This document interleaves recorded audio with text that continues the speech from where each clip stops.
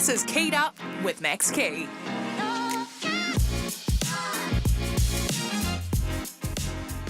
Sweet, 3, 2, 1, and we're rolling.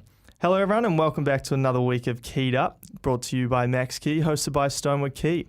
Today I have a very exciting guest and someone that I have many questions to pick your brain on today. Samuel Levi, welcome. Good morning, thank you for having me. How long have you been in New Zealand for? 3 days. 3 days, nice. And what are you doing back here? Just seeing family, obviously everything that's been going on with the floods, the disaster, so coming back and then a few work commitments as well. So, Oh, nice. Yeah. Are you from Auckland? Yeah, West Yeah. Auckland. Oh, Wesley, nice. Yeah. Nice, what part? Piha, Piha? which just got hit bad. Yeah, did it get Yeah. smoked? Yeah. Is your house and stuff fine? Or? So my family home has gone, Oh. but it was sold. So Oh. we sold it. We sold it a couple of years ago and then it's gone. Wow. So I mean, yeah. Got It's just, landslide demolished. So it's fully just Holy nothing shit. there anymore. Were the But people that bought it all right? Yeah, they're all right. Okay, yeah. that's good. Shit, it's pretty scary, all that stuff, eh? I know. Coming from Oz, we don't really know the impact of what's been going on over here because it's such a common thing over in Australia. Was it covered over there, like in the news? Yeah, it was, but not too much. Not Yeah. too much. If it wasn't for social media, then I would probably not have a clue. Shit. Yeah, it's a crazy world, eh? Especially I don't know if you've spent much time in the States, but when you're there, the only news they show you is the States. Oh, I know. New Zealand, Like- they just don't even know what's happening down there. Yeah, they probably don't even know it exists. nothing. Sweet. Well, I've got heaps of things to touch on with you today, but I thought a good place to start, I'm really interested in Married at First Sight. Do you know what's funny? As walking here to the studio, I walked past where we have had our commitment ceremonies. Oh, Yeah, it was where- literally just next door. Ah, So the cafe here, Dion Lee, or Simon Lee. yeah. So just on top of there is where we filmed all our dinner parties Is it? and commitment ceremonies. crack. So I was like, oh shit, that's memory down. What is that? What's the word? Down memory lane. Down memory lane. Trip yeah. down memory lane. Yeah. That's the one. Shit. And so what season were you on? So I was on season 2 New Zealand. So that was 3-4 years ago now. Yeah. And see, I'm not a massive. I don't watch too much reality TV. I don't have heaps of time. But Married at First Sight, there's something about it that's really kind of always buzzed me out. I think to me, marriage is always kind of the scary thing that might happen, but Yeah. I have heaps of pressure on it, and it's has to be the right person, and I really feel like I'd have to know. But that's what buzzes me out with Married at First Sight is, you're literally marrying a stranger. You're literally marrying a stranger. You have no clue who is at the end of the Yes. aisle. Did you have any idea? No, I had no clue. Although there was, when we were filming prior, a few hours before, I did see, because obviously I married a male, so I did see his name on the call sheet by accident. Yeah. So it kind of gave it away just before I came out. So, did you know who he was? No, I didn't know who he was, but you're not supposed to know their name until you Oh, kind of shake hands or meet at the aisle, and I saw his name on the call sheet, and I was like, ugh. did you stalk him real quick? I tried to, but they took my phone off me. Did they? Yeah. That's so Yeah. funny. So it is true. You genuinely. Genuinely do not know who it is. Wow. Yeah. That's crazy. And how nervous were you standing up there? Yeah, it was nerve-wracking. I think I look back now and there's so much things I wish I could do different. I guess it's probably an age thing. Like what? How I spoke on the show, my reactions to things, realizing that maybe not be as honest and brutal as what I was, Yeah. even though I am in real life, but sometimes that doesn't come across well to the nation. Because that's what I've been asked to do a ton of reality TV, but I've always said no because that's my worry. You might say 10 things that are really nice, and at the end, you might just have one little comment. And they will use that one that one comment little and comment. will not show everything. And that's what they did to me. They Oh, they basically did. showed me to be this very outspoken, brutal, honest person, which in reality I am, Yeah. but not in the context that they showed it. Yeah. So did you watch it and you're like, I didn't mean it like that? Oh, 100%. I watched it basically being like, who is this person? Shit. I had no idea who this person was, but I said it. Yeah. No, I get what you mean, but it's so crazy what context can do to Yeah. things, right? Wow. There's some good editors there. Yeah. Yeah. So how much how you do those little talks after, you would have had lunch together and then you'll have your little interview. A little Voxies. Yeah. How long are you filming when you do those things? God, the Voxies are normally, they can just pull you out whenever they want. So we could just say me and my partner, we could be going out for breakfast. Yeah. And then the producer could be like, okay, Sam, come, I need to talk to you for 5 minutes. And then they'll just pull you away and then do whatever they need to do. And then you'll go back and then they'll pull your partner away and then you go back and then just go back to normal. Do you guys say oh, I just said this about you? I think, yeah. So if you have I always thought if you had a good relationship and good communication skills with your wife or husband, then you would tell them. Yeah. But as the show unraveled, you would find out that a lot of the things that were being said weren't being told. Yeah. Wow. Yeah, what was it like watching it? Were you guys still together after when it Yes. by the time it came out? Yeah, so when it came out, it was a little bit awkward because some things I would say and some things he would say we'd never told each other. But Yeah, I think most of the time we told each other what was being said. I always find it funny when you like watch them and like, you know, they'll be like, oh, they're just so unattractive, and I'm like, Well, imagine. that's kind of what happened to me. Oh. Well, no, I still remember because they used this. I walked down. We both came out of the aisle. We didn't walk down, and my first thing was like, he's not the first person I would look at in the street. Yeah. But that was just me being honest, not rude. But New Zealand took that as me being rude. Rude as hell. Yeah. How different was it meeting a stranger and like getting to know them as opposed to like, do you think it works? What do they call the experiment? Nah, definitely not works. But I think if anything, the shows like that or reality TV, actually you just find yourself more. I know that sounds so cliche, but you find yourself more and you kind of figure out what you really want in a relationship when you leave the experiment. And what did maths teach you? So maths taught me to kind of be, be a bit more soft with my partners, and be a bit more soft as in not so brutal and not so honest, and have a bit more empathy. Yeah, because that's something I struggle with. I'm very like, you know, if someone's wearing something I don't like, I'm like, oh, why are you wearing that? Yeah, you probably mean it in like you mean it, but you probably also that's your banter. Is that your banter as well? Yeah, sort of. And it's not in like a rude way. Like I'm not trying to be a dick. Yeah. It's more like, say someone got a haircut and they'll be like, what do you think of it? If I don't like it, I'm not going to be like, I'm the it's same. amazing. Yeah. Like, oh, you could have got something else. Yeah. But then it's such a hard one, because then people get like upset with you, but then it's like, wouldn't you rather I like told you the truth? Yeah. But that's interesting that you learnt that. What, you know, with like the dinner parties and stuff, do they get you like super laced up? Yeah. Yeah, they do. It's unlimited alcohol. So basically, unlimited alcohol, you can walk up to the bar. So obviously you have I'm just trying to remember now. So you have your dinner table, your long dinner table, and where we film, we had a bar there as well. Yeah. So do they tell you who to sit next to? Yeah. Yeah. So there's literally everything you see in there premeditated? Everything you see in there is 90% premeditated for a reason. And then you've got about 10% leniency of doing what you want. But I would always sit in the middle. I remember I would never, I don't know why, they'd always plant me in the middle. They obviously thought you were the drama guy. I think I would just talk to everyone and start a conversation, and that would bring up heated conversations, Yeah. So you know how, because I always buzz out as well. So say, you know, they'll be sitting there and they'll be, say like, Eric and Daniela had a big fight. And then someone at the dinner party will be like, so Eric, like... Oh, that's the producers have tapped them on the shoulder. Have they told them that? Yeah. We'll be like, how it normally works is the producer would normally tap them on the shoulder and be like, can you bring up this conversation and we will give you maybe a few more minutes of airtime. Or a few more minutes of camera time if you can. Oh, so people like desperately want that camera time. 100%. 100%, yeah. Buzzy. So when they're all like, oh, I'm there for love, that's all kind of bullshit. So I think on our season, I think most of us we're all pretty genuine. We're all pretty genuine. I think most of us we're just there to have a good time, create some friends, and if we find love, we find love. But I think moving after that, it's not genuine. And then if you follow the Australian seasons, that is definitely not genuine. Yeah, because I remember like when I was a kid, Mum, that was kind of like the one show me and Mum would kind of watch. And then it kind of felt back then like, you know, some of these people like genuinely, pardon me, were trying to like, you know, find their partner. But then recently I watched a couple of episodes of the season that just came out.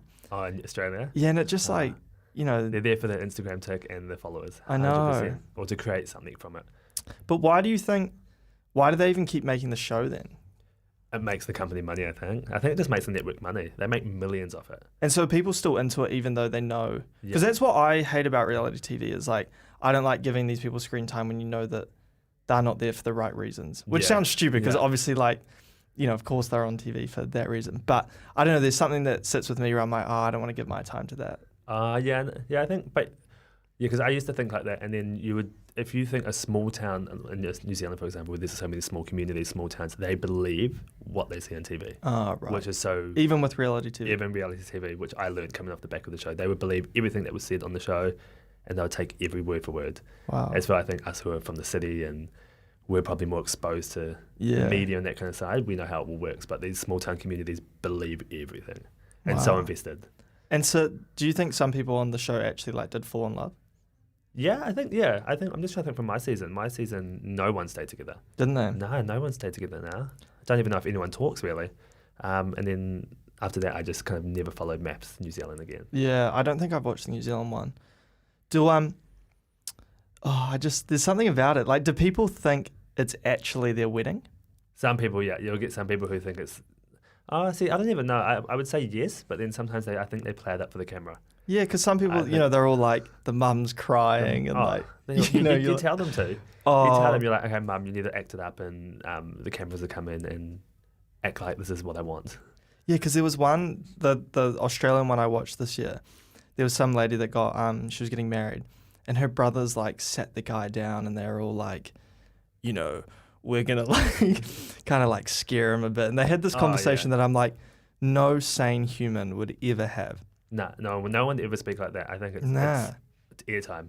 I think it's to do with airtime again. They just want good airtime, a good storyline, and to get something out of it. That's crazy, eh? What so talk me through the process. So you obviously have these like dinner parties. So what time do they start? God, so long ago. What time? So we'd all arrive at different times.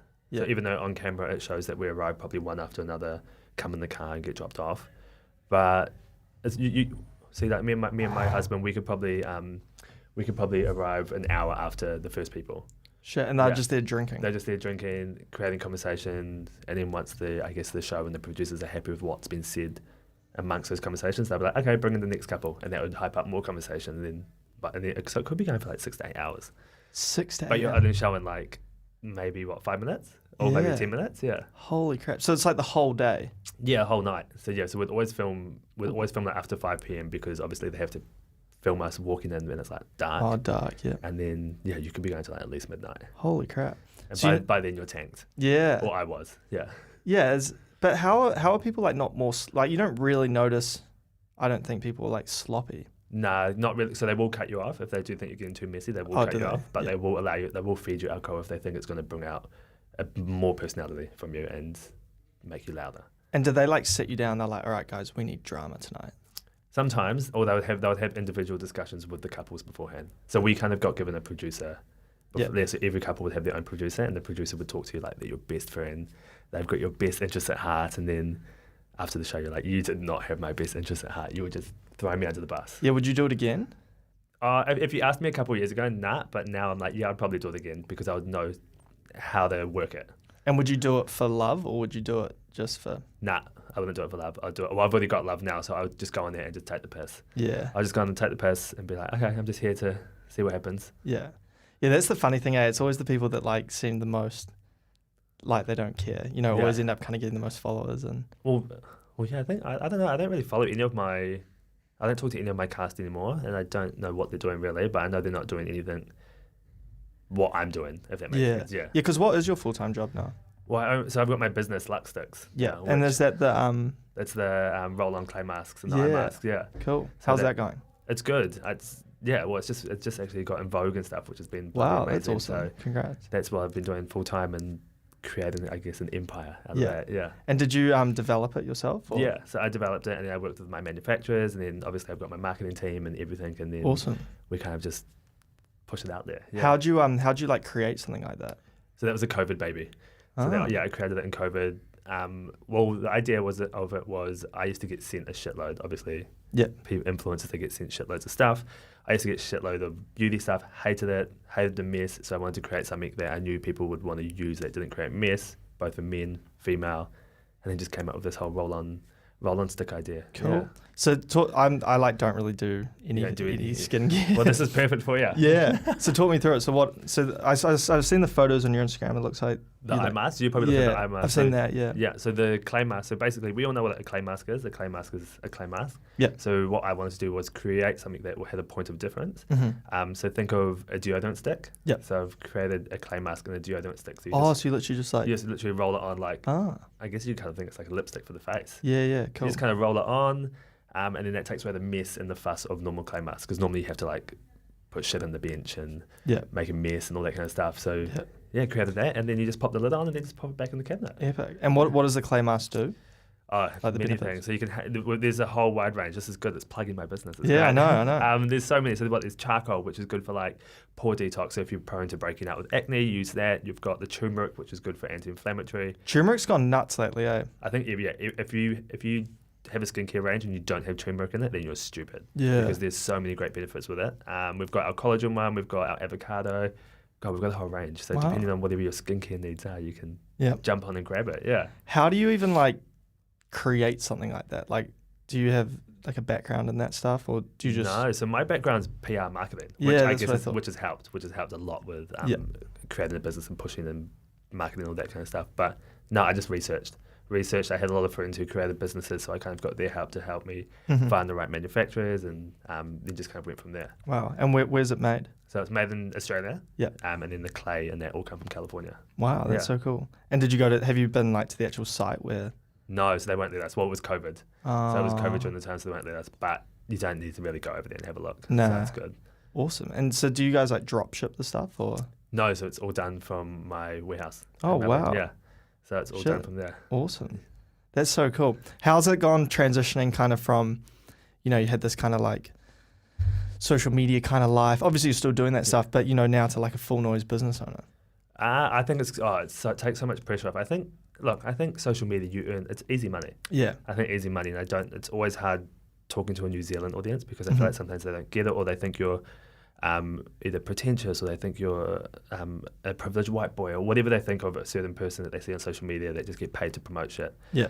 As for being in Australia, that is so normal. Is it? Yeah. That is so normal. Like, people don't even blink an eye when people chuck an ad up or a sponsored post. It's just such a common thing that's been thrown in people's faces over there. Yeah, well, I found like traveling, sometimes you like meet people and you'll be like, oh, what are you doing? They're like, I'm an influencer. And you like kind of want to laugh. But it's like a genuine career over there. I know people I don't know about here, but people in Australia, they earn at least, I'd say, I know people who earn minimum 80 to 100K just by fucking posting. Sorry. No, you can swear. No, it's all good. Just by posting just sponsored content.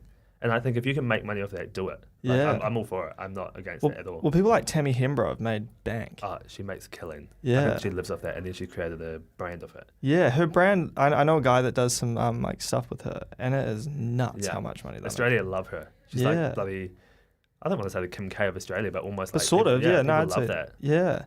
No, it's wild over there. And how do you get received like in Australia? Like, do people recognise you and stuff? Or?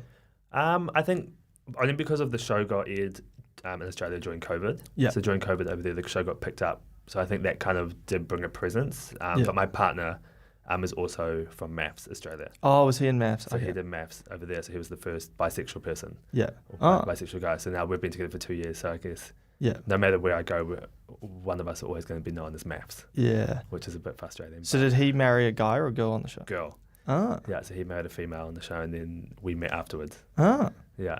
That's cool. And so I'm assuming he didn't find love on the show? Nah, he didn't. Oh, I mean, during the show they found love, but then afterwards it just did not work. Yeah.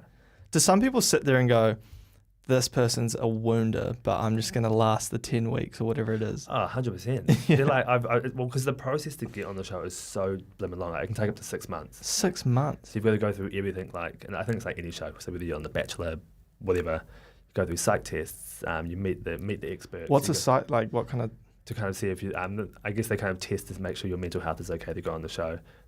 To this day, I don't know how half the people get on the show. That's what I was about to say. They can't be very strict tests. To this day, I don't know how people get on, because half the time they go on the show and you think they're bloody loopy as hell. Yeah. But I think they just kind of receive to see how you'll handle backlash from the from media or the public and that. But yeah, you do all that. You go through everything from like, I don't know if they still do it, but back then they did everything from like STI checks. They do everything. They cover everything. Wow. And then you just go on it, and then you just have to sit there for a good 3 to 4 months waiting for an answer, and then they just come get you. That's crazy. And then how long from them being like, right, you're getting married on TV to you're getting married on TV? So me, it was... So I had a good indication 4 weeks beforehand, but I never signed my contract until 5 days before. Shit, so it was only 4 weeks? Yeah. And they'll make you sign your contract last in case you like slip up and tell anyone or come out or talk about the show or anything. So yeah. And how long are you filming for? God, how long? We were filming for 6 weeks. Wow. Yeah, 6 weeks, but they cram. So we were filming for 6 weeks, but they cram almost like 10 weeks worth of filming in 6 weeks. Yeah. And is the Aussie show 6 weeks? No, so they're 12 weeks. Ah. Yeah, so they film for the whole 12 weeks, 3 months. Because what my biggest question is like, obviously, you guys see like the dates you go on or like the dinner parties, but what are you doing in between? Nothing. You're literally just doing your own thing. During that, you're supposed to be bonding with your partner and doing fun things. And do people do that though? Or? Nah, I don't think so. You kind of I almost feel like, I know I did it. You'd make friends with other people in the experiment, so you want to hang out with them. Are you allowed your phone? So we were allowed our phone, but I think after our season, they took phones off. Yeah, because what's stopping someone like they're in there, but then they just like go meet up? I know. Well, these days they do it, and that creates a good storyline. Yeah. So that's how the cheating scandals start. That's so funny. But the thing I don't get with like something like being the cheater, like obviously, okay, you get like publicity, but I found this personally, when you, like I had this like DJ party boy kind of image. Man, yeah, I remember you as that. Yeah, I know. That's the thing. It's taken me 5 years of like not really being on social media, running a business, doing things like this podcast, and actually grinding and genuinely making a conscious effort to turn my PR around. Yeah. And still, it's like probably 20% there. I feel you. It took me it's taken me 3 years to stop talking about maths. Like, I don't mind doing things like this. Yeah, sorry. I'm just genuinely intrigued. No. See, I don't mind doing things like this, but it's taken me a good 3 years to stop talking about the show, trying to hype up the show and all that kind of stuff. And, and then people forget about it. Yeah. Or slowly forget about it, and they kind of remember you for what you're doing now. Yeah. It's hard work. Yeah. It's hard work, yeah. No, I'm sorry for bringing it up. I'm just I always watch it. I'm like, holy crap, like what? No, I always think it's a part of my journey. Yeah. And I always think I wouldn't be halfway where I am today without that journey and without the people who watch that show to support me now. So I always, I don't mind talking about it, but it does, I know what you mean by it. It takes a lot of effort to not talk about it or think of those days. Yeah. Yeah, because once you get that label, it's pretty hard to. Oh yeah, maths doesn't have a good label. Doesn't it? Nah. But I find like those people get like massive superstardom, or is it kind of like infamy? Yeah, they get the following in the audience, but a lot of people who follow them are probably in there to talk shit about them or to constantly just rip them apart. Right. But look, they still get the brand deals, so they're still getting paid. But how quickly is the drop off from like how quickly did you find? Well, it's hard with you because I feel like you've done a really good job of like I've been following you for like probably like 8 years now, like ages, and it feels like you've always had relevancy, if you know what I mean. Yeah. Whereas like you do see a lot of these people like on any show, they'll be like on Love Island and they're massive, and 2 years later it's like dropped off. who? Yeah. I think with me, because I can talk about so many important topics in the sense of because I'm part of the LGBTQI community. So if I bring awareness around that and talk about that, that brings not relevancy, but brings awareness and brings I don't even know what the word is, like I guess being a role model on that side. Yeah. So as long as because I talk about that, I'm so open about that. Then I talk about I underwent my hair transplant. I don't know if you saw that. I did see that. So I talked about that over the past year, and then that just brought up a whole new spectrum of, I guess, media and talking points, and then being pushed out there again. So what was that like, the hair transplant? Oh, it was a shit show. I hated it. Did you? I'm so stoked with the results. Yeah, now. you have it. Yeah, it looks great. Yeah. It looks really good. So I never thought about getting that, and then I just kind of, I don't know, we're all insecure about something. We've all got something we're insecure about, and then with me, it was more, I noticed my hair was thinning. What should I do about it? I don't want to take pills or whatever people do these days. Nah. I was like, if I can do it now before I'm 30, I'll go get a hair transplant. Yeah. So how old are you? 29. 29. Yeah. Nice. And why? One question I did actually want to ask you coming into this is why do you think men in particular are so insecure about their hair? Like I find my biggest insecurity is like my hair and my forehead. Like I freak out about that. I'm not too. I think it's something that we don't talk about often. I think it's something if we were to talk about it more, I think it emasculates. I don't know. I feel like it emasculates. Yeah. I know with me, when I talked about it, it would emasculate me and make me feel like I'm basically weak or I'm ugly or that. But then I turned it around and created the conversation. Well, if girls can get boob jobs, and we talk about it so open and like we praise them, why can't men go get hair transplants? Make them feel good. Or because it is funny, like there is a bit of a double standard like that. Like if a girl gets her lips done, it's like, oh babe, you look so good. And then if I was like, I got a hair transplant, people would be like, what the fuck are you doing? Yeah, why are you doing that?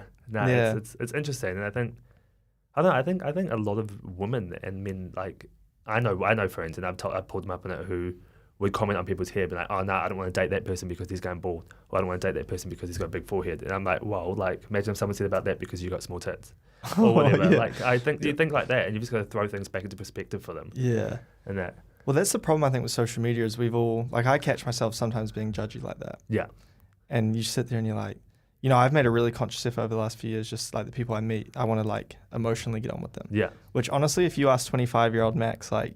How old are you now? I'm 27, nearly 28. Oh yeah, okay. Yeah.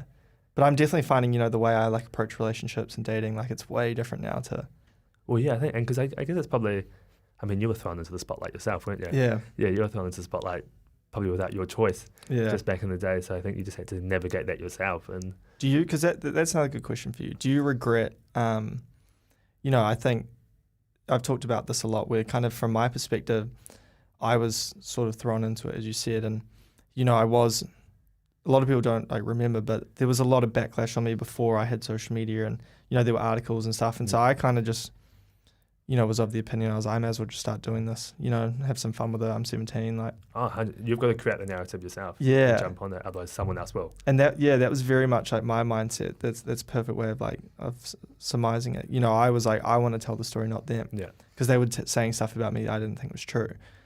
But how's the journey been from your perspective where, you kind of chose to go down that path? Do you regret it, or are you...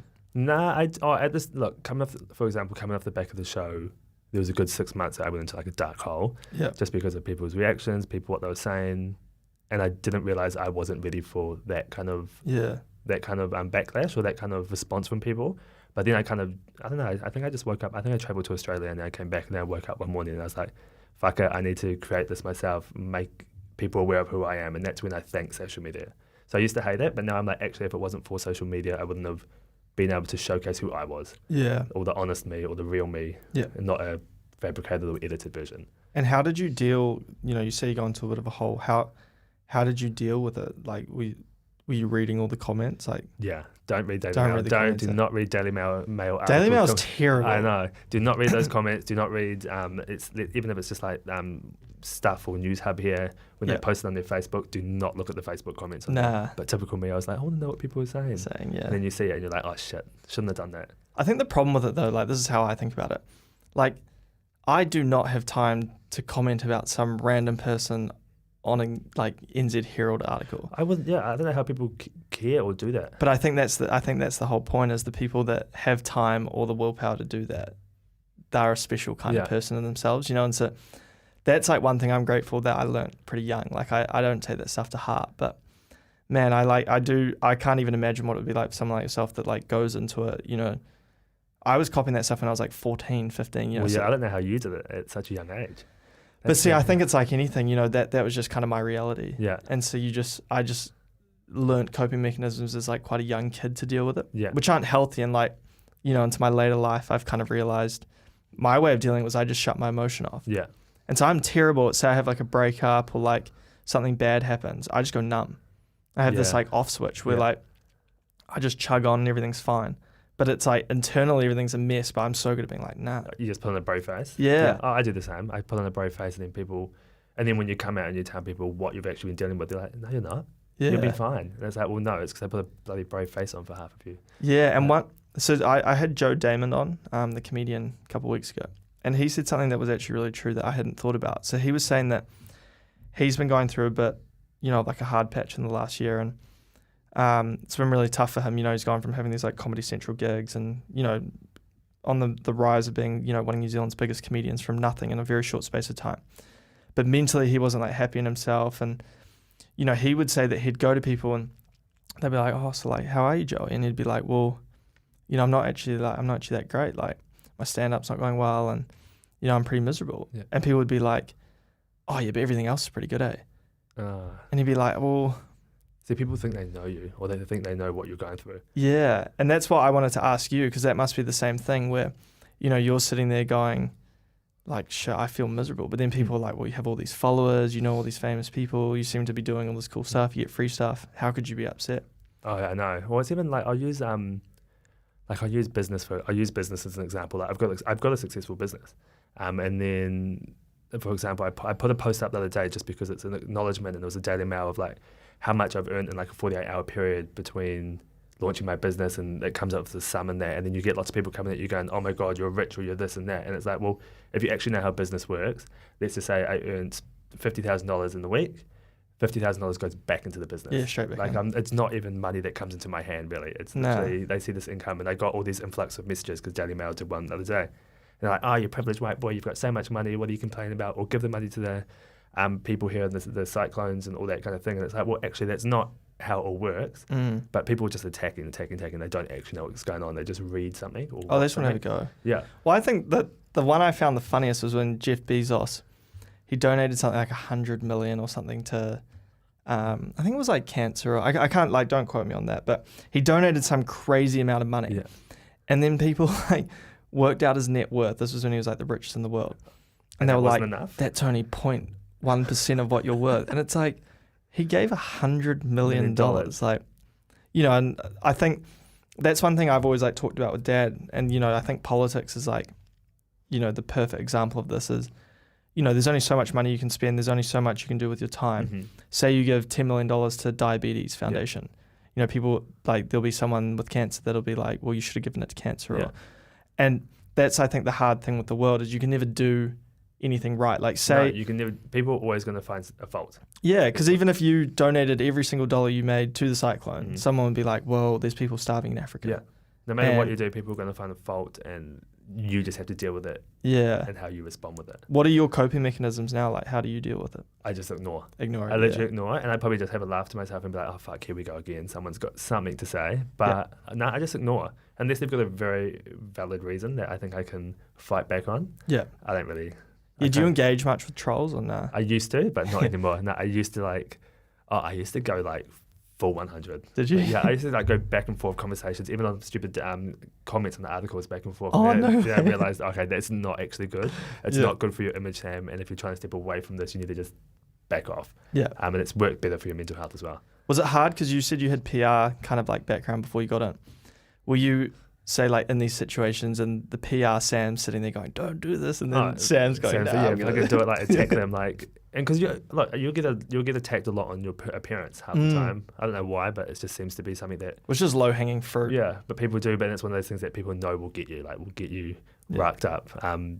So I know it's stupid of me, but I think we'd all do it. So I would go back and I'd like click on their Facebook page or their Instagram page, and then I'd go pick something apart from them, and then they would hate it, and then it would just be back and forth. Yeah. But I've learned never do that again. Nah. It's crazy how negative the internet is, eh? Oh, it's a shit place, but I look at the internet and like social media now as just business. Yeah. Like business, and then just a glimpse into what I get up to.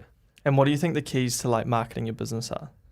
You know, marketing my business. You know what? I was talking on the podcast the other day, and influencers. Yeah. I still think influencers are 100% successful. People hate them, or people love to hate them, but they're still the cheapest and most cost-effective way of getting your product out there. And do you think you're better to, you know, go to 20 micro influencers or pay, you know, like the Tammy Hembrow and just get one? Micro, 100% micro. I think the Tammy Hembrow kind of ones. I don't really follow her. I don't really know what she talks about. But she's like the only Australian influencer I know the names. But I think micros are better because they have a more or a better relationship with their audience. I think they're the type that would kind of comment back to their audience. It's more personal. More personal, yeah. As with the big ones, they probably don't even see when someone comments on their photo kind of thing. So. And how do you work out, you know, because say you go to 20 different people and they all have roughly the same followers. You know, some might be like, I want $1,000. Some are like $800. Do you kind of go, this is the flat rate? Yeah, I kind of say this is the flat rate. Or if I think in this, like when you've got a business and you kind of talk to other people who've got businesses and the influencers they use and who does good and who doesn't, you kind of have those discussions behind closed doors. And then if you think they're worth more money, then you're like, yeah, cool, I'm happy to pay you that because I know that you're going to get me X amount back or this much a reach. But then sometimes you look at it and you're like, oh, well, you're probably not going to get me much sales, but you do really good content and that's worth a lot for me. Yeah. So you might get a bloody good video or something out of it that's would normally cost you. How do you track how good the influencer's been? Like, is it, you know how they all have those little discount codes? Yeah, I'd say discount codes or links, yeah. So I know for my business, every influencer or every person I work with always get a discount code. Yeah. And then we just track it that way.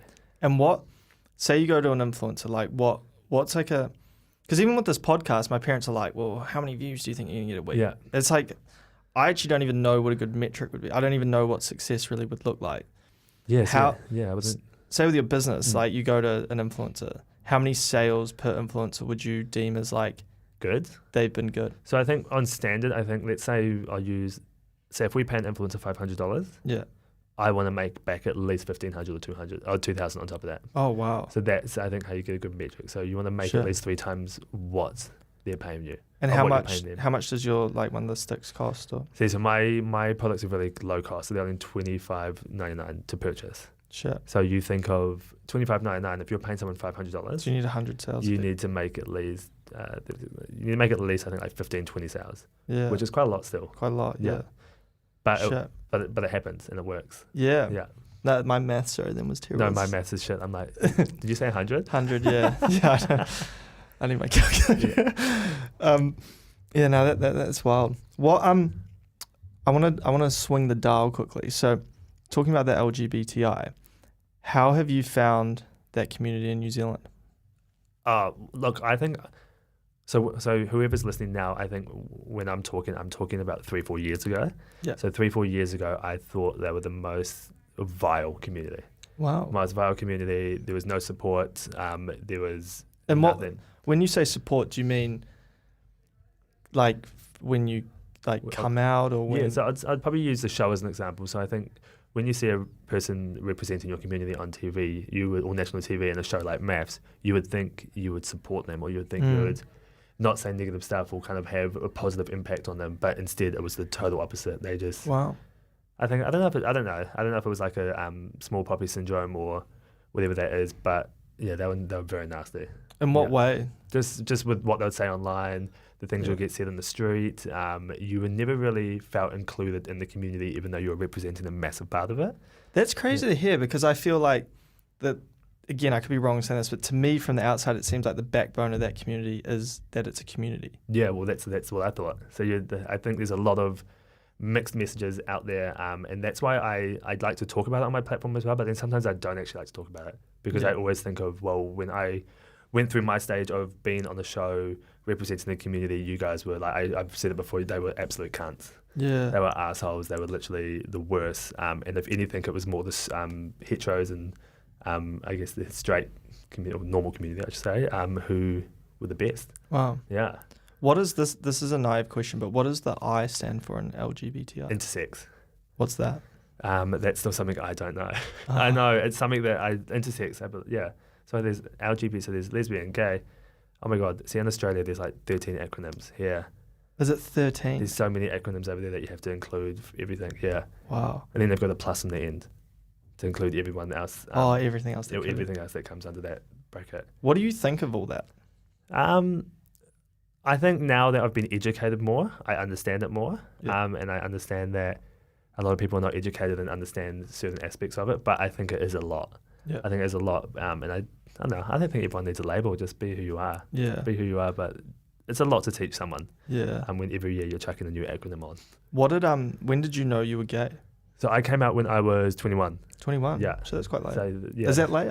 Yeah, I think that's late. I think that's late, yeah. Some people say it's late because they're like, I came out when I was like 15, 16. And I was like, God, I didn't even know what I was doing when I was 15, 16. Yeah. Were you into girls like before that? Yeah, so I was always in relationships with females before, yeah, all through high school. Do you still talk to them? Yeah, I do actually. Yeah. Yeah. We still follow each other on social media, and we still message every now and then with that. But and then it was 21. I went to Australia when I was 20.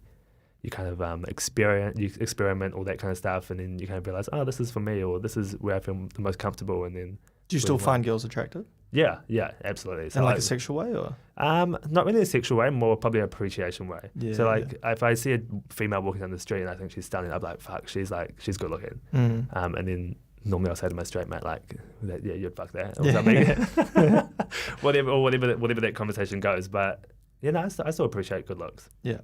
And so when you were, say, like 17 in the relationship, were you kind of like romantic with these girls, or? Yeah, well, I thought I was, but now, like, as I look back and I kind of reflect on how I grew up, I was probably just hiding. I was hiding the fact. What do you mean by how you grew up? Sorry. I just grew up as in like I was always around females and straight men. I never had anyone even on TV or around me that was representing the gay community or anything. Yeah, because did you grow up in Piha? Yeah, so I grew up in Piha. So I came from a very I would say kind of a strict background. Like my dad's just kind of a typical tradie, footy, like kind of half Islander. So I've got so Islander background, and then. Where's he from? Samoa. Oh, cool. Yeah, so spent a lot of time there growing up, and then, I think I never saw anyone like me, if that makes sense. Yeah, never saw anyone like me or that would identify as me, so I kind of was trying to identify as everyone else around me. So did you kind of know, not something was like up or different, but because that's not a good way to like explain it, but did you know that something was kind of... Yeah, I'd probably say towards the end of high school. Yeah. I think end of high school I kind of knew something was different up. And how was that? Did you just find guys like attractive? Or? Yeah, I think I just looked at more men than female and been like, yeah, I don't know, I kind of thought it was like a bad thing. Yeah. I kind of look at the male and be like, oh, you're more attractive. And then I kind of think, oh, wait, no, you can't be thinking like that. You can't be thinking like that. Why do you think you can't be? I think because I just knew I just knew that was not supposed to be normal. Okay. In my mind, that was not the normal thing. Yeah, because even one thing I find crazy, like I went to King's and we've actually had a lot of guys in my year group are gay. Like a lot. Oh, shit, that's good. Yeah, but not a single one of them had come out at school. Oh, so they've all come out now? They've all come out now, and it's like crazy now. Like I'd say almost a quarter of my year group was. Well, that's similar to because I went to Mags. Oh, right. Yeah, that's very like, I guess first 15 football, yeah, macho kind of thing. And then there's a lot of boys now who are just openly gay. Wow. And it's like, well, you could have told me at school and not bullied me for thinking I was or something. Yeah. Were you bullied at school for it? There were certain things. You always get your group in there that kind of bully or kind of say things. And so even though you had girlfriends, they still... Yeah, they still be like, you faggot. You're homo. And I'm like, oh, God. Now I'm like, yeah, I am.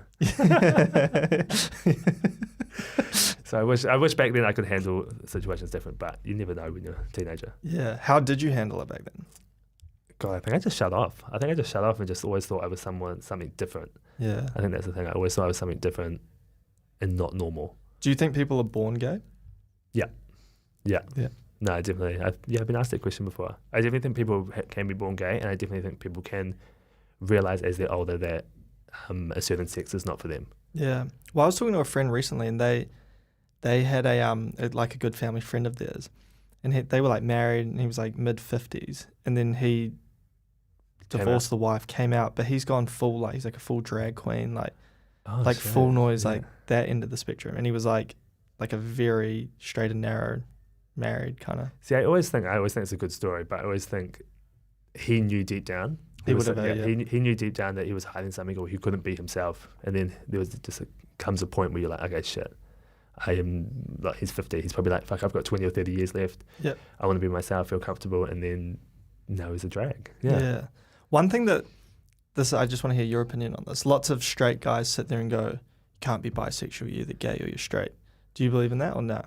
No. So my partner's bisexual. Yeah, because that's what I want to ask. Before that, I was very much on that kind of spectrum, I guess, and really, I was like, you're either one or the other. Yeah, well, that's what most Kiwi guys kind of think. And I think it's just education. So I think he's taught me. So my partner, Liam, he's taught me about the bisexual way, I guess, and he's taught me all that kind of that I need to know. So I think as long as there's education behind it, I think people will know. But you can be bisexual. You can 100% bisexual, because basically it's just meaning you are open to both. Just to both, and then whatever one you get on with more, what you might lean towards. Yeah. One question I do have is, you hear lots of stories that the kind of gay community is a lot more promiscuous than the straight. 100%. They're dirty. They're fucking dirty. Like, why do you think that is? I don't know. I think gays and I think men. Let's just use men as in general. Men are so much more, I feel, sexual in a certain way, and they're so much open about it. So you imagine getting two males who are both like that. Well, they just kind of want one thing. They just want one thing, and they just know what they want. And then that's it. As I think with females, not all, but I think with females a lot are more about emotions and everything like that. And two men are just like, nah, we want to fuck, let's go. Yeah. And then they just want to never speak again. That's so yeah. How do you think the kind of safe sex culture in New Zealand's like? God, I've been out of the country so... Also, no, I've been out of the loop of... What about in Australia then? I think it's good. Yeah, I think it's really good. I think it's advertised good. I think it's spoken about so openly there. Because HIV is something like... I was travelling when I did like a big OE. Yeah. And even like in the heteros both, right? Yeah. Like straight. Hetero straight. Yeah. Hetero straight. I get all the things wrong. So in the hetero community, I got really warned over there, like, and especially in America, in the southern states, they were like, you have to be really careful of like HIV. Yeah. And I like freaked out. I was like, holy shit, like, you never think when you bring a girl home in New Zealand that like... You would think about HIV. You just do... I've never even met someone that knew someone that had That's HIV. Yeah, I think over those part of the world, or that part of the world, I think it's such a common thing. Yeah. I think down these ways, I don't know why, no clue why, but I think it's not as common. Yeah. But it is, I feel like, becoming more common. Is it? Shit. So I think it's becoming more common, and I think but there's so much stuff out there now. I think people can take, I don't know the word, so don't don't have a go at me whoever's listening, but there's pills you can take. Pills you can take. So if you've got HIV, that's all undetectable, and you can still have intimate sex with people and all that kind of stuff and not catch it. Yeah, because I remember in the 80s or whatever when it like came out, it was like a full death sentence. Oh, I know. It was looked upon as like a disease. Well, it was a disease, but nowadays it's just such a, I wouldn't say it's such a common thing, but it's a more open. It's livable. Yeah. Yeah. Yeah, because doesn't like Charlie Sheen and people like that? Yeah, I think so. Charlie Sheen. I don't know, but I think Elton John. Yeah, maybe. I think there's a few people who do it, and they've kind of led the way. Yeah. The path to talk about it more. And what was like coming out for you like? Coming out for me, God. Like how? Because people always like, I came out when I was 20, but like, what does that mean? Did you like make a Facebook status? Or like, literally, it was almost like that. But me coming out at, I was in Australia at the time, and this sounds so weird. I still remember the exact day. I've been freaking out about it, coming out to my parents, coming out to my brother, because I'm a twin. So you're a twin? Yeah. No way. So I told him first. Did he know? Yeah. Everyone was like, I knew. And I'm like, fuck, well, you could have told me literally or made me feel comfortable 2 years ago. And I did not have to go overseas to kind of make myself feel comfortable. That happened with me. I've got really bad like ADD and OCD. Yeah. And I still remember this. I got diagnosed 3 years ago. Oh, yeah. And I called my sister and I'm like, because I was really upset when I got diagnosed. Call my sister. I'm like, I've, had like a really bad week. She's like, oh yeah, what's up? I'm like, I just got a really bad diagnosis. She's like, oh no, like, what's happened? I'm like, I've just found out I've got ADD and OCD. She's like, did she laugh? Yeah, and she's like, what do you mean you just got told? I'm like, yeah, I just got told by the doctor. And she's like cracking up. She's like, I thought you've had this for like ever and we've just never talked about it. I was like, oh fuck you. Like, I thought it was like this big like, oh my god, big disease. Yeah. Nah, see, that's a common thing. Yeah, that's a common thing. So how did you like sit your parents down? You're like, no, so I called them overseas. Oh, you called them? I was overseas and I called them and then they were fine. Mum took it a bit hard. Did she? I thought it was going to be the other way around because my dad's like the typical just Kiwi bloke, just bloody, like Kiwi bloke. He was fine. Then Mum took it a little bit hard and she kind of was like, oh, is it something I've done or is it like the upbringing? And she starts questioning certain things. But then you kind of tell them, no, Mum, it's not you, it's me. I just like dick. That is it. Like, that's basically it. And then you kind of explain to them and then, she was fine. And then my brother was like, I knew. My brother was such a and I was like, well, fuck, you could have told me. That's really sad that like your mum thinks it's something to do with. Yeah, I heard it's crazy that it's a common thing. Yeah, it's quite common that the parents will think it's something they've done, which is shit because your parents should never have to question something that's on you. Yeah, they should just be like, oh, okay. Do you think? I was talking, so I do like jiu-jitsu. Yeah, and I was asking, there was like this girl. She's like one of the daughters of one of the guys I train with. And she'd like hurt her hand or something, and I wasn't training, so I was just like talking to her on the sideline thing. And I was asking her about, all these pronouns and all that kind of stuff. And I asked her, I was like, so what percentage of kids at your school do you think are either like gay, have a like, like a weird pronoun, not weird, sorry, don't mean like that, but like a different pronoun. Yeah. And, or in some form of that kind of category. And she said 25%. Oh, wow. That's a big percent. Yeah, and she's like year 10 at like a school in Auckland. So they're learning pronouns here in New Zealand? Yeah. They are learning pronouns? Yeah. But she was saying it's a cluster. Like they'll be in class one day and one of the kids will be like a female pronoun. And then the teacher will be like, oh, is Miss blah, blah, blah here.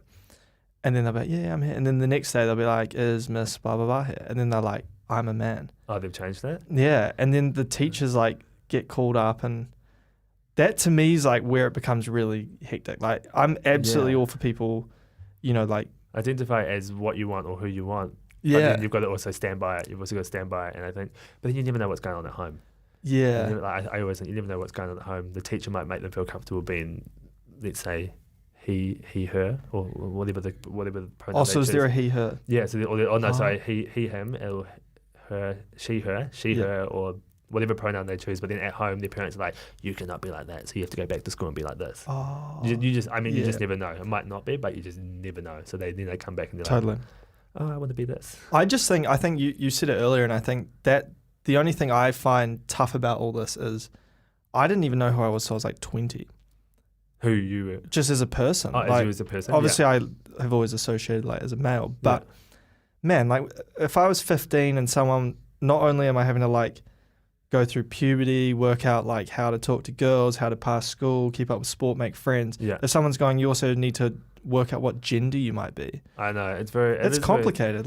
It's very confusing, and I think that should never be pushed on someone unless that person wants to talk about. Yeah, kind of thing. So I think because sometimes I don't know, like there's some things I like that I like arguably like feminine, for example. Yeah, but like I'm very clean. Like there's lots of things I do that aren't like super like but I don't in any way like associate as a female. But if I was 15 and someone goes, well, that's girly that you do that. Maybe you're a girl. And then you're going, okay, well, maybe I am. Like I know, and I know what you mean. I feel sorry for the kids. Like, I think let's hope this generation is way different to because we're the same generation, we're similar age, so yeah. I think it's very different. I think we had no education back then and all that kind of stuff. Nah, we kind of were just told. We were just basically that's the word. We were just told what's right, what's wrong, or what they think is right and wrong. I think what I find kind of scary with it though is this girl that I was talking to at thing. She was saying that like, there'll be these guys that like. They'll associate as a girl for the week and they'll like go into the toilets and they'll be like hooking up with the girls, and that to me is like where it becomes an issue. Wait, like, what? Say that first part again? Okay, so because obviously there's like male, female toilets. Oh yes. So she's saying that like the kids will be like, I'm a female now, and then they'll go into like the girls' bathrooms, but they'll just go in with like some girl that they're seeing and they'll start like hooking up in the toilet. Oh yeah, see that's fucked. And that's where I'm like, that's fucked. That's abusing, I guess, that kind of stuff, and then taking away the importance of it for other people. Yeah. But they're just thinking sexually there. I think. Yeah. And that to me is like where I would worry. If I had like a young daughter, I wouldn't, I'd be concerned about that as like a parent. Yeah, that's weird. I've never known someone to do that. I mean, it makes sense. But obviously it makes sense. But then it's like, how do you police it? Because that's the whole thing. If they go, well, you aren't, then they're gonna. I would have no idea. I know, and that to me is where I sat there and went, holy shit! That's where it gets like pretty hectic. Yeah, I guess that's when people take the piss out of that stuff and then make those people not feel important. Yeah, but something's always going to happen. Because what my question was going to be, where I was going with all this is, so she's saying like 25%. Actually, I guess I've answered my question. I said there's 25% of my year group were gay. Yeah, but I was going to say, do you think more people are gay now because it's accepted, and do you think because like in the older generation, like people like my parents' age, like I don't know many. I know a couple people that are gay, but not like many. Very like I know who they are, kind of thing. Whereas like in my generation, as I said, like heaps of people are. Yeah, I just think it's become more acceptable is the word. I think it's become more acceptable, and people feel more comfortable identifying as whether it be gay, lesbian, or bi, or whatever they want to identify as, and feel comfortable as. As for back then, it was like death penalty. Yeah, it was almost like death penalty, and you had something wrong. You were born wrong. Well, I heard some argument that that's why a lot of New Zealand culture is so macho, because a large not large percentage, but just a normal percentage of New Zealanders were gay, obviously, in that generation, but they couldn't be. So they've got all these like... It's so weird coming, but even just been back a few days, the difference in how people are here compared to Australia amazes. Like, it just astounds me. Just... I'd probably say in Australia there's just so much more culture and so much more acceptance of whether someone dresses however they want, just identifies whatever they want. Here I feel like it's so backwards and people are just quite straight and narrow. Yeah. Which do you think that though is because it's a bigger population there? Maybe, yeah. It could be that, or I think it's just a lot more awareness, and I think just let's just say if we're talking about gay people, it's talked about so openly and normal there. As for here, it's I don't want to say a taboo thing, but it's probably not talked about as open. Yeah. Like it might be in your circle, and that's like it might be in your circle, and that you feel comfortable, but not really mainstream. Not really mainstream, apart from the odd couple of people. Well, you still definitely like notice it. Like I had a friend recently that I won't like name any names, but he went to Family Bar the other week. Yeah, and he's like, "Oh, I went to Family Bar on the weekend," and my mate kind of like looked at me, and then the other friend like walked away, and then he goes, "Oh, is Blah Bar gay?" I went, dude, he just went because there's like heaps of chicks in Family Bar. I was going to say, I used to take girls there all the time because you'll be surprised at how many, guys there all the time because you'll be surprised how many straight females there. Yeah, well, all the hot girls go there. Yeah, all the girls with their gay mates. Yeah. And it's easy for them to pick up, but they just think, no, we can't go there because then people might think I'm gay. Do you think if your partner got with a girl, would you consider that cheating? Yeah. Yeah, we've had these discussions. We've always like kind of had those little, where there's the blurred lines kind of thing. Yeah, so if he got with a girl, I definitely think it's cheating because he's still sexually attracted to them. But if you got with a girl, would it be cheating? So we would class it as cheating, but I don't think there'd be anything behind it, any meaning behind it. because I could hook up with a friend, like just a girl mate if I was drunk, and just kiss and that, and there'd be no meaning behind it. Yeah. But if my partner did it, I'd be like, you would still maybe want to fuck her, so that's different. Yeah. Shit, that's so buzzy. Yeah, because I've heard a lot of like gay relationships are quite open. Yeah, Is that you true, do. or? Yeah, you do get a lot of. It's quite common. Why do you think that is? Because I'm like, I think- I'm on the complete opposite end of the spectrum. Yeah. I'm like, I don't want anyone looking at my wife. Like, Yeah, no, that's like so. Well, obviously, me and my partner we're closed. But if people want to be open, I'm all for it. They can do whatever they want. But I think they're more promiscuous. I think just two men I think love sex more than like, let's just say, a female and a male. I don't know. There's something weird about it. They're just more promiscuous, more open to that side of the world. Yeah. Yeah. I don't know. It's so. I don't know. It's weird. Yeah, because I'm so protective. Like, Yeah. Especially like when I've got a girlfriend. Yeah. And you hear stories like that, you're like, wow, I don't know. Well, see, I don't know many straight people that are open. I don't really know many at all. Do you? I reckon it's getting really common here. Oh, really? I know heaps of people that like Ah. kind of into that keys in the jar. I'm gonna start asking people now. Yeah. No, I'm always like, I always get. When I was overseas, it happened a lot. Like I'd be at these bars or clubs or whatever, and you get some like slightly older girl come over and they'd start like buying you drinks and hitting on you and be like, this is kind of weird. And then like an hour later, the dude would turn up and be like, oh, so do you want to come back to the hotel room with us? And you'd be like, this is so weird. This is so weird, but okay, let's go. Yeah. And then I woke up in the hotel room. God, had 10 drinks down. It's like, okay, yeah. Yeah. No, that's wild. What how do you keep up with all like the DMs and stuff? Do you have like people that help with that? No, I'm pretty good with it. I think, I've always liked to have full control of my own Yeah. kind of social media or image, I guess. DMs, I have a couple of days just during the week where I just spend replying to people. Yeah. That's my goal, is I always reply to people. Have you found? I found that algorithm's like not as good now. Well, not as, It's so shit. it's hard. Like You could post what you think is the most amazing content, and it does so shit. And then you could post something that you think is like real shit, and it does really good. Yeah, because we find that on TikTok. Like, we made this like really cool educational video, and it got like 10, like literally 10 likes or something, and then we posted this real dumb thing, and it got like 250,000. I know. You never know. You Yeah. just never know. I think you just half the time I just think post whatever you want. I tell people do not even think too much in it. Just post whatever you want because the algorithm will pick up what it wants. Do you? Because I remember back in the day, it was like 7:30 on a Sunday night. It was like I used to be like that. I'd be like, Yeah. okay, we can't post at 5. We have to wait 2 more hours. Yeah. But now I just literally, I post whenever. So you don't think it changes? Oh, it probably does, but I just know for me, I've just given up on that side of things. And I'm just like, if people want to see my stuff, they'll search me. Yeah. Kind of thing. Now back to the hair transplant. How much did... I just saw you look at my hair there. Yeah. No, because it looks really good. It looks getting like... there. It's what, nearly 10 months now. Is it 10 months? Yeah. Wow. Is it, did it hurt? So I was under local anesthetic, so kind of hurt. I felt what was going on. I was still awake. Oh, because it looks horrific. Like I watched the fucking video. gross. Oh, it's gross. the Like, needle in the... so if anyone wants to go look, it's on my Instagram. Yeah. But yeah, so that was a 2-day surgery. Was So it 2 the days? first day was face down in think of like a massage table, if you're listening. So face down in there, and they would kind of take all the hair out of the back of your hair. Yeah. So just individually pluck it all out. So no more mullets. No more mullets. Yeah. Oh no, it grows back normal now. Oh, does it? Yeah. So they'll just take what is it? Let's just say 2,000 hairs, individual hairs. So I spent 8 hours doing that, and then I'll go back to the hotel that I was staying at next to the surgery, and then the next day they implant all that into the front. Wow. So it was literally a long 2 days. So did you just get the front done? Yes, yeah. So I just got the front done, so it just stops me from receding.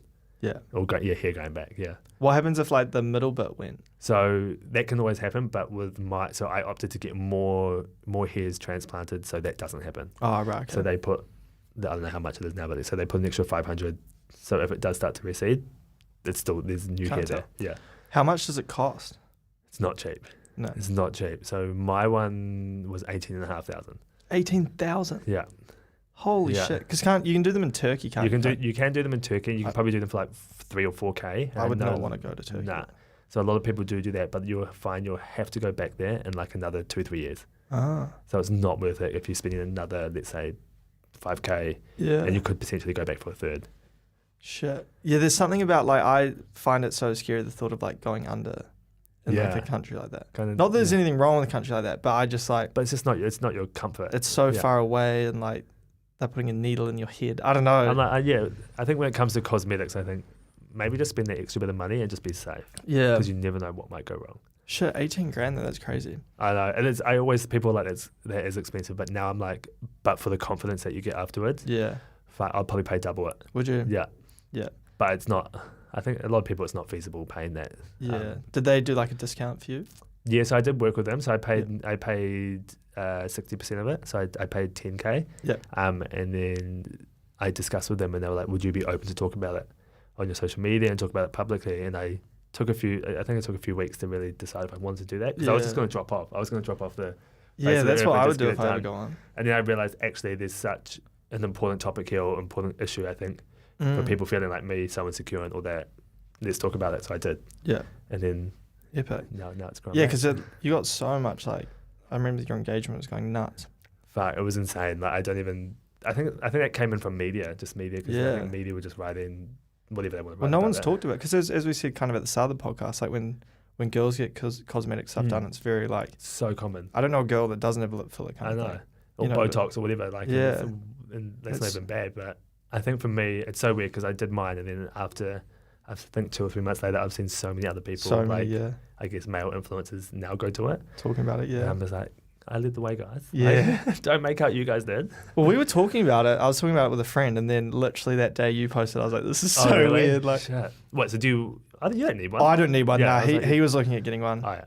But, because we've had quite a few friends go to Turkey and do it. Oh, shit. And they look all good. But as you said, that your one looks so much more like thick and... Thicker and just more... Yeah, just more natural, I think. But the Turkey ones, they will look good. They will look normal, I think. It's just I've been told after 3 years you might notice, okay, I need to get it done again. Yeah, shit. I would not want to go back and do that. Nah, see, I wouldn't want to do this again. Nah. It's a long at least 6 months to see results. Yeah. Because I had a skin head.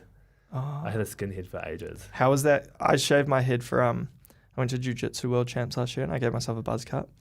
Did you like that? It looks so bad. That's what I thought with me. I was like, oh, you kind of suited the bald though. Well, that's what I don't think it looked that bad. People were saying that, and I was like, oh, maybe. And then people were like, well, you should have just shaved your head from the start if you sued it. And I'm like, no, but if I shaved my head from the start, I still wouldn't have had the hairline that I have now. Yeah, true. So I still had to go through this to get it. So will you be like 70 and have sick hair? Is that kind of like... that's the goal, yeah. Full set of hair. Yeah. Luscious locks. Yeah, I'm hoping by the time I go bald that there'll be an easier... Is your dad bald? Nah, he's got like weird hair. He's kind of had the same haircut for like 20 years. Okay. See, my dad was bald. Oh, was it? Yeah. So normally it's so genetics. See, the scary thing with my family is my mum's dad, so my granddad. Yeah. He's 88 and has like as much hair as I do. And then... you'll be fine. But then my mum's brother, so his son, went bald at 17. So it's always on your dad's side. So I've just learned this speaking with my I thought it was your doctors. mum's father. Nah, so it's your dad. Oh. So it's always your dad's. So you always look at your dad's dad. See, he was bald. Well, I mean, you might go bald then. Yeah. But I would 100% get a hair transplant though. I'd never... Oh, do it. If you can do it. I don't think you can do it in New Zealand yet. Can you not? Yeah, no, I don't know much Because I remember about when I did mine, I think a few New Zealand people flew over there to the same place to get it done. Are you better to, for all the people listening, are you better to like wait till you kind of lose? No, get it done ASAP. Do you think? Yeah, I had that discussion with my doctor, and they were like, "You should have come here a few years ago." And I was like, "Well, I wasn't comfortable. I thought I had long hair. I thought my hair was not like this."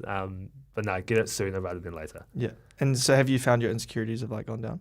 Yeah, 100%. Yeah. Because I know she always used to wear like a hat and stuff. Literally, I did an interview the other day, and I was talking about how I can't even remember the last time I wore a hat, that's a massive thing for me. Yeah, that's awesome. But then I wasn't even wearing a hat because I thought it was just part of my look, kind of the hat look. But now I'm like, actually, I was wearing a hat to cover up my insecurities with my hair. Pussy. Yeah. It's crazy as well, like, you know, like everyone notices in themselves the thing, like it feels so much bigger. Like I have really bad body dysmorphia. It's like the small things I notice in myself. I've got bad. I'm the same. Yeah, and I'm like, God, that looks terrible. But, you know, like, you could have had the biggest forehead in the world and I could be talking to you, I probably wouldn't. You wouldn't even notice until I brought it up. Yeah. And then that's the problem with people. They bring up sometimes their own insecurities on people. To like... That they'll never know. Oh, no, sorry. They'll bring up... So let's say I'd probably mention you that I've got a big forehead, but you would have never known. Nah, never. Then I'm the issue telling people. Yeah, and then you start noticing it. And I think that's the same thing with social media, you know, going back to what we're talking about. I think the people that are like the trolls, I think they often are picking apart things that they're not happy in themselves about. Yeah. So say you're like a loudmouth, honest person, you know, like that's what you're saying they portrayed you as.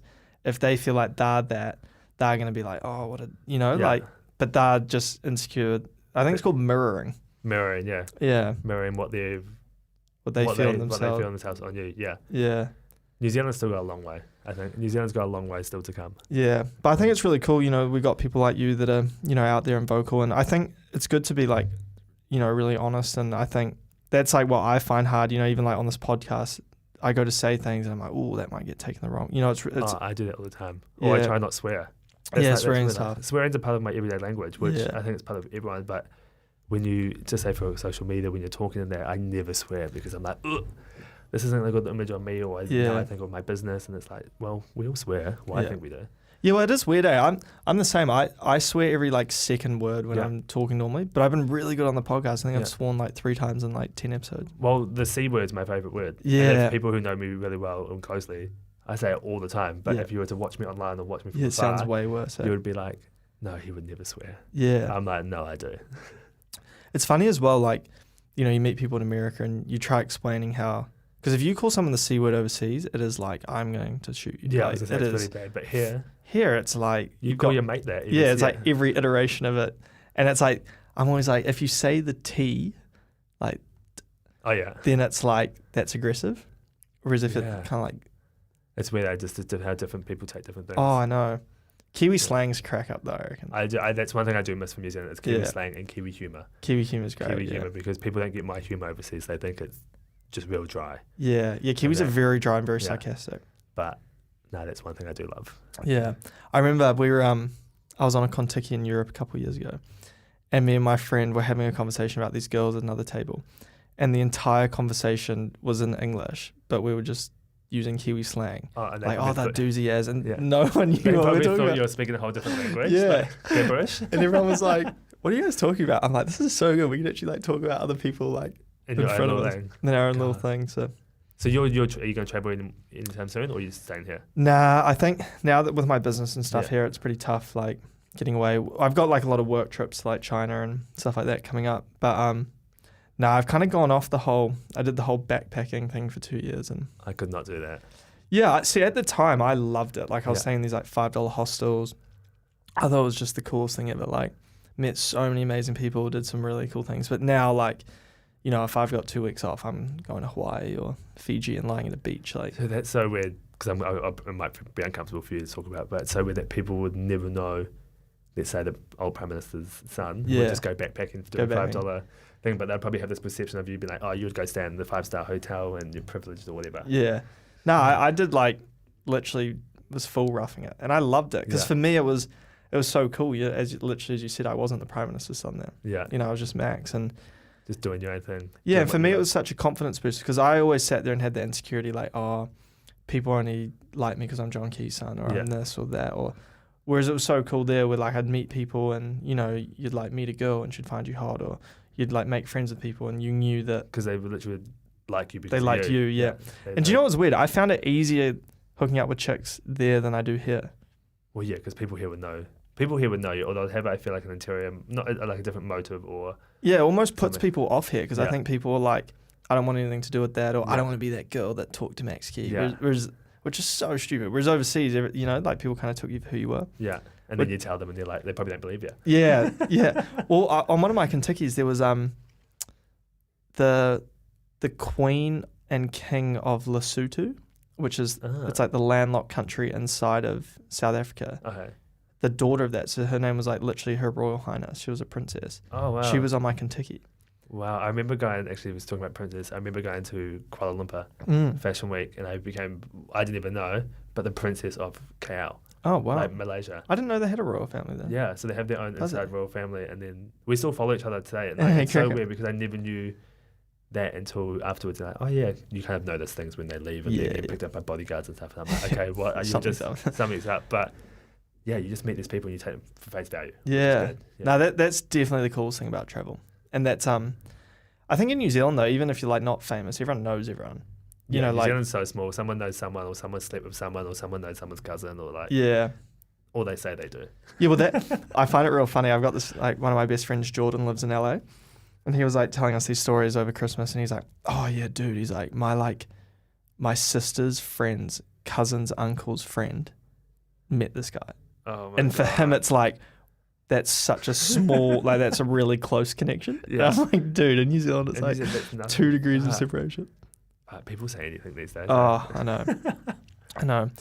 Well, Samuel, I definitely don't want to take up your entire day. So That's all right. thank you so much for coming in. No worries. How can people, so what's the, it's LuxeSticks? is it? LuxeSticks. Oh yeah. So if you want to find my business and support a Kiwi brand, Kiwi/Aussie brand, you can find it at LuxeSticks. Yep. On Insta, Facebook, and then luxesticks.com online. Awesome. And soon to be stocked around New Zealand. Is it? That's Yeah, exciting. So that's what I'm working on this year. So that's Where really good. where do you think we'll be able to find it?